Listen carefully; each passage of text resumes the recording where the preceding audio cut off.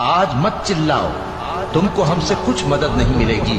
میری آیتیں تم کو پڑھ پڑھ کر سنائی جاتی تھی اور تم الٹے پاؤں پھر جاتے تھے، ان سے سرکشی کرتے، گویا ایک قصہ گو کو چھوڑ کر چلے جاتے تھے۔ کیا انہوں نے اس کلام میں غور نہیں کیا، یا ان کے پاس کوئی ایسی چیز آئی ہے جو ان کے اگلے باپ دادوں کے پاس نہیں آئی تھی، یا یہ اپنے پیغمبر کو جانتے پہچانتے نہیں، اس وجہ سے ان کو نہیں مانتے؟